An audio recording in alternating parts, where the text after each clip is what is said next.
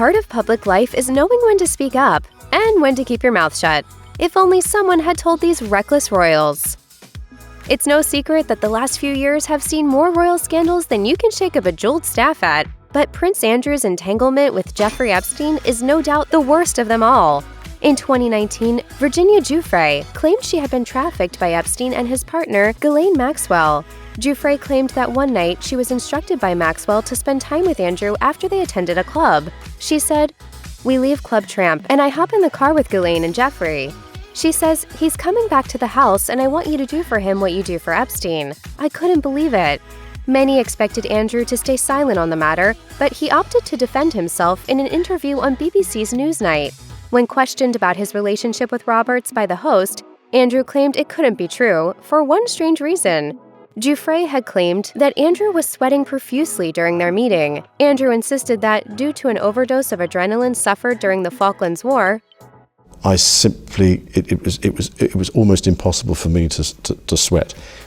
The bizarre defense was widely mocked after the interview aired, not least because there is ample photo evidence to suggest that he does indeed sweat. This scandal marked the beginning of the end for Andrew, who soon after announced that he would step down from public duties for the foreseeable future.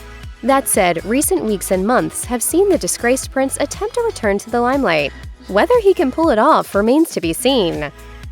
There's no denying that King Charles has faced his fair share of public scrutiny in the past, largely thanks to his affair with Camilla, which he began while he was still married to Princess Diana.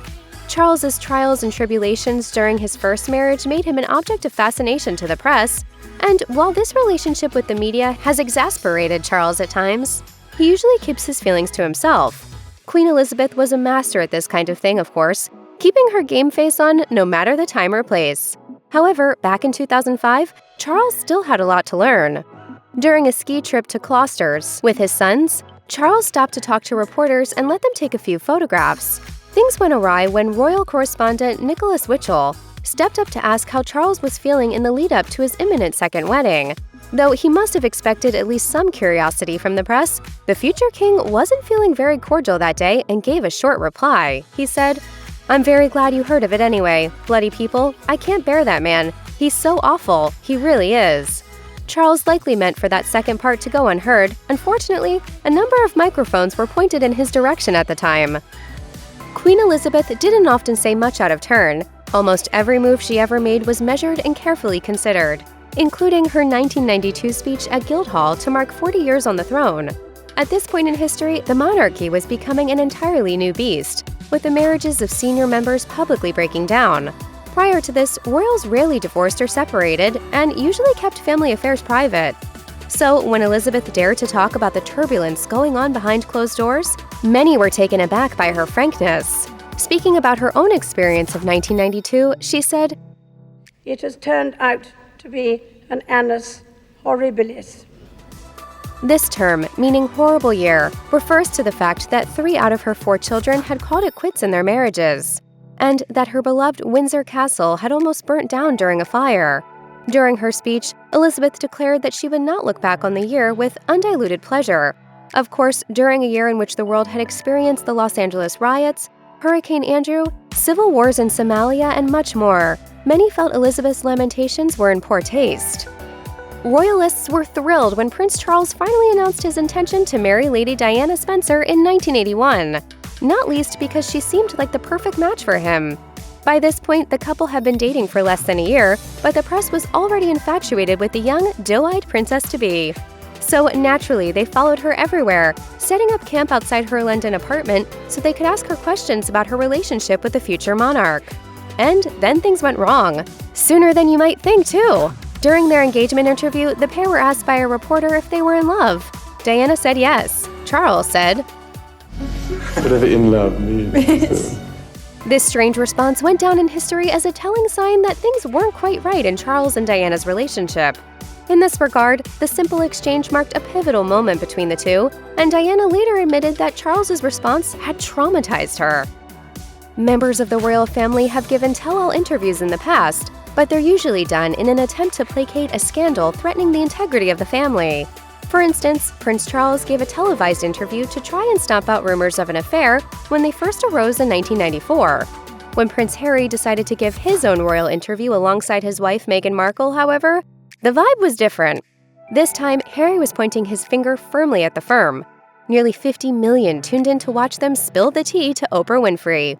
The entire interview was filled to the brim with bombshells, from how Meghan was treated by the press to how they felt they were treated by other members of the family.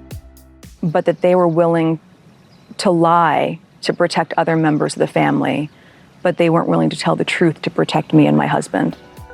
Among other things, Harry discussed how difficult his relationship with his father and brother had become since they stepped back as senior members of the family, lifting the lid on what would usually be a very private royal matter. Perhaps most surprising to royalists, when asked if he had any regrets, Harry said, "I'm really proud of us, you know." The interview caused such a stir in the media that it was talked about for weeks on end, and the long-term effects on the royal family's reputation have yet to diminish. King Charles is no stranger to saying the wrong thing at the wrong time. Given his position, Charles has always been held to a higher standard than most. Whenever he slips up, it serves as a constant reminder to him that the world is always watching. This was especially true in the early 90s, when his first marriage to Princess Diana was publicly breaking down.